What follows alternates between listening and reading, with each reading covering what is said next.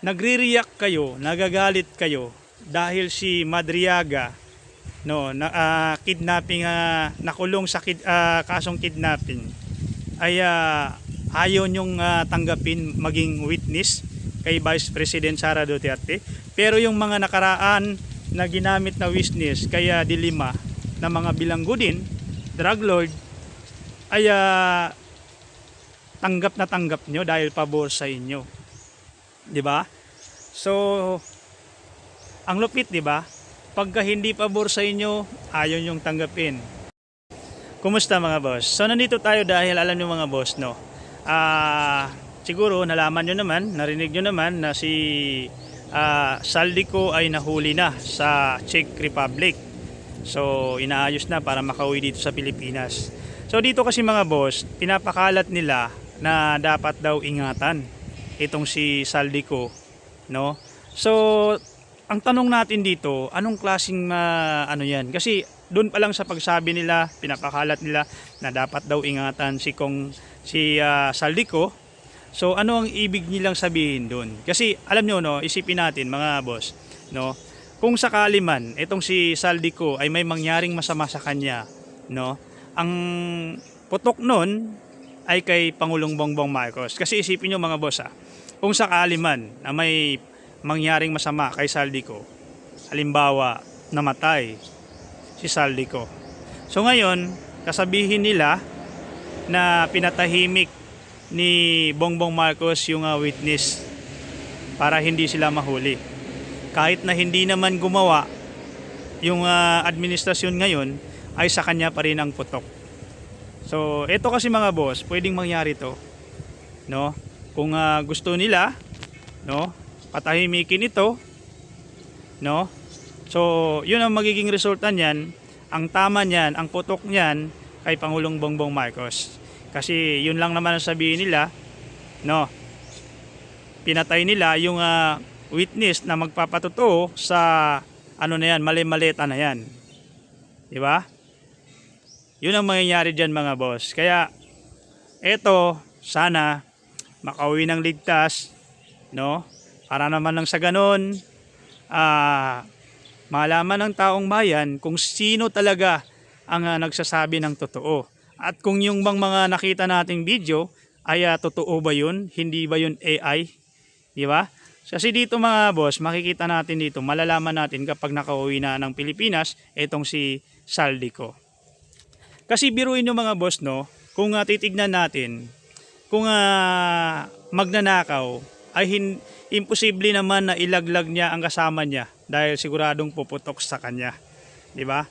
Kasi kung tingnan nyo, no mga boss, sino ba ang nagbulgar sa ano na yan, no, nangyayaring korupsyon na yan? Hindi ba si PBBM? Tapos kung kailan ibinulgar ni PBBM ang mga nakawan dyan, anong nangyari? Siya ang itinuturo nila.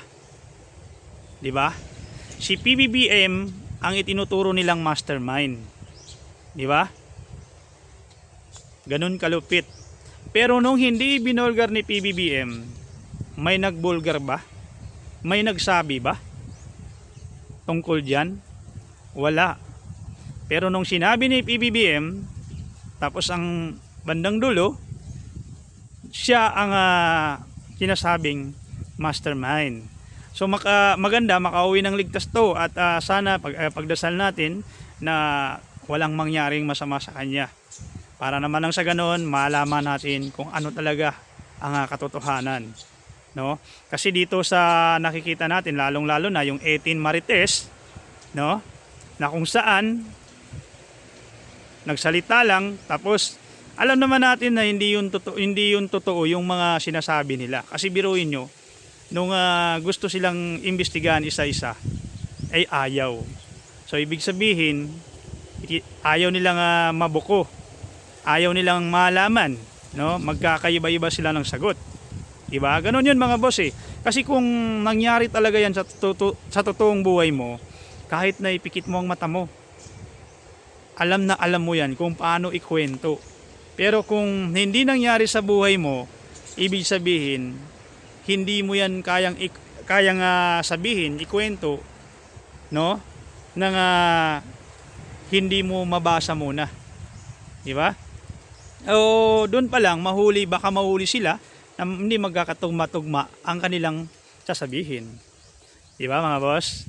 At dito naman, kasi biruin nyo, no, yung 18 Marines na halata na gumagawa lang sila ng istorya, kwento, ay agad pinaniwalaan ng mga DDS. Di ba? Nakatulad din kay Saldico, na si Saldico, alam naman natin lahat na nung una, no, nung pumunta siya sa ibang bansa, anong sabi? No, anong sabi ng mga DDS? Pauwiin mo muna BBM Marcos yung si Saldico na kasama mong nagnakaw. 'Di ba? Tapos nung nagsalita, nakita lang natin, hindi natin alam kung totoo 'yun, no? Minsan baka AI 'yun. So, nakita nila na nagsalita labang kay PBBM, ayun. Yung pinakaayaw nila biglang pinaka mabango sa kanila. Naging hero pa sa kanila yung nagnakaw. Di ba? Tapos itong 18 Marines na kung saan halata mo naman na hindi ito totoo mga sinasabi nila, ayun, pinaniwalaan bigla. Pero itong si Ramil Madriaga na kung saan tinalo pa yung 18 Marines nila, yung 18 Marites nila, tinalo pa ni Ramil Madriaga, na kung saan kita nyo naman si Ramil Madriaga nagsasalita, no? So ramdam mo talaga yung totoo, no? Kahit na imbestigahan mo yan kahit saan, alam niya kung paano ikwento, no? Yan yung sinasabi ko, kapag nangyari talaga sa buhay mo, kahit ipikit mo ang mata mo, alam mo kung paano ikwento, di ba? Tapos ngayon naman sasabihin ng mga DDS na bakit yung kidnapping, bakit yung nakakulong ay nagiging witness kaya Vice President Sara Duterte. Only in Philippines lang daw, no? So balikan natin. Balikan natin, ha. Kasi alam nyo, no, kapag hindi pabor sa inyo, kino-question nyo agad. Dahil nakakulong si Madriaga at kidnapping, ayun, kino-question nyo agad bakit yung nakakulong may kasalanan, kidnapping, ay biglang nagiging witness. Di ba? So, bakit hindi nyo alalaanin ang panahon ni Duterte nung si Dilima? Di ba? Ano ba? Sino ba ang mga naging witness sa kay Dilima? Di ba? So, tignan natin. Para malaman nyo, sa panahon ni former President Duterte, nung kinuha nilang witness kaya Dilima, ayan, si Kerwin Espinosa, no, na drug lord. Yan. Tapos, ayan, basahin natin, ayan. Si Kerwin Espinosa ay isang drug lord na kinuha rin nilang witness para kay Dilima. Tapos kalaunan, nung nagsalita siya, no, ayan o, ngunit noong April 2022, binawi rin niya ang kanyang patotoo at sinabing ginawa lamang niya ito dahil sa paggipit, pananakot at banta sa kanyang buhay at pamilya. No. So yan yung mga sinabi niya, no, tapos inamin niya kalaunan na hindi totoo yun. Yan, ginamit yan na witness noong panahon ni Duterte, itong si Kerwin Espinosa na drug lord. So ito pa. Oh. Si Ronnie Dayan, no. Alam niyo naman na siya ay dating driver yan, no. Bodyguard. Tapos kalaunan sinabi rin, inamin din, no, na ito noong April 2022, sinabi niya na ang kanyang mga pahayag ay ginawa lamang sa ilalim ng pamimilit at walang benepisyo ng abogado. O yan yung mga ginamit kay Dilima. Tapos si JB Sebastian ay isang bilanggo na ginamit din na witness kay Dilima. O, bilanggo yan. O, bilanggo. O, anong kaso ni JB Sebastian? Kidnapping, mga boss. O, anong kaso ni Madriaga? Kidnapping. O, magkaiba ba? Tapos sinasabi nyo na only in Philippines. Pero ayaw nyong balikan sa panahon ni former President Duterte. Ayan, si JB Sebastian ay isang bilanggo na kidnapping, no? Kidnapping, ayan, oh, nahatulan ng kidnapping, no? At karnapping. O yan, karnapping pa, kidnapping pa at karnapping. Ayan, o ito pa, si Herbert Kulangko, isang bilanggo din sa New Bilibid Prison. Ayan. Oh, pinuno ng gang, no. Ayan. Na ginamit din na witness kay Dilima. Oh, tapos ngayon nagre-react kayo, nagagalit kayo dahil si Madriaga, no, na kidnapping, nakulong sa kasong kidnapping, ay ayaw nyong tanggapin maging witness kay Vice President Sara Duterte. Pero yung mga nakaraan na ginamit na witness kaya Dilima na mga bilanggo din, drug lord, ay tanggap na tanggap nyo dahil pabor sa inyo. 'Di ba? So ang lupit, 'di ba? Pagka hindi pabor sa inyo, ayaw nyong tanggapin.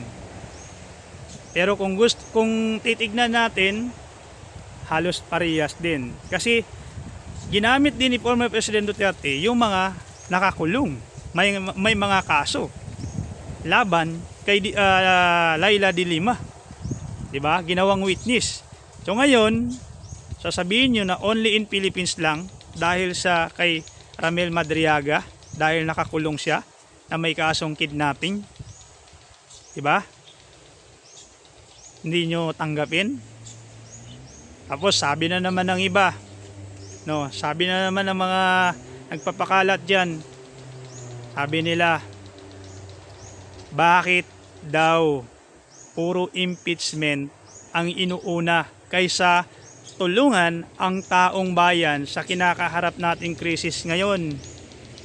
Dapat daw unahan, no, itong mga tao na tulungan kaysa impeachment na yan. Bakit sagabal ba ang impeachment na yan sa pagtulong sa taong bayan? No? Pero kung babalikan natin, eto, isipin nyo mga boss. Noong panahon ng COVID-19, bakit hindi nyo naisip? Bakit no, ipinasara ni Duterte, former President Duterte, ang ABS, di ba?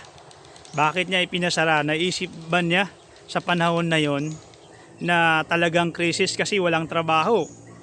Di ba? Walang mapasukan, walang ma-applyan kasi bawal lumabas.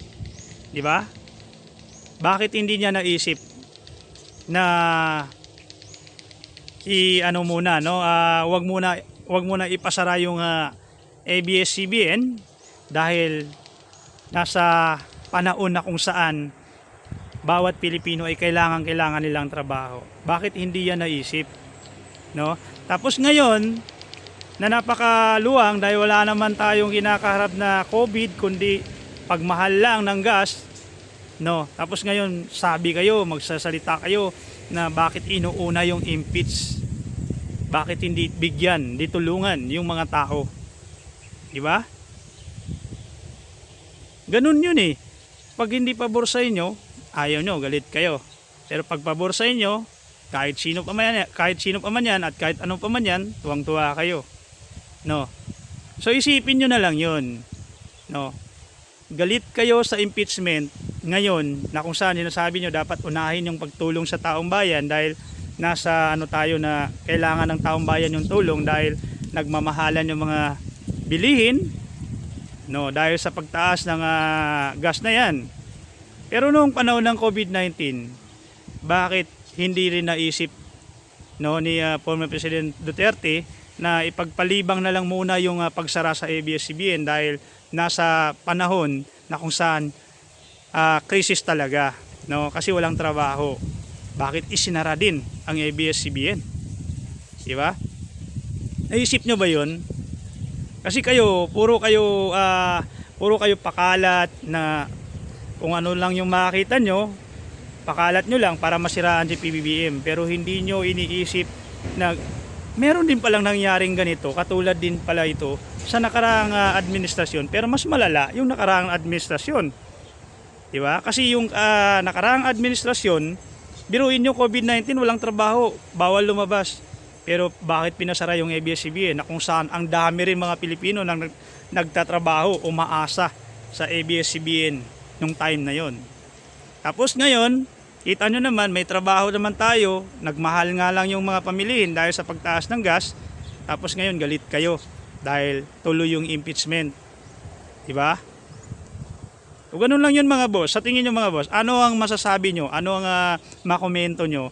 I-comment nyo lang yan. Dito lang yan sa baba ng video natin para makita natin mga boss. So, salamat talaga sa mga patuloy na sumusuporta dito sa Noy P Mind. Ingat po kayo palagi.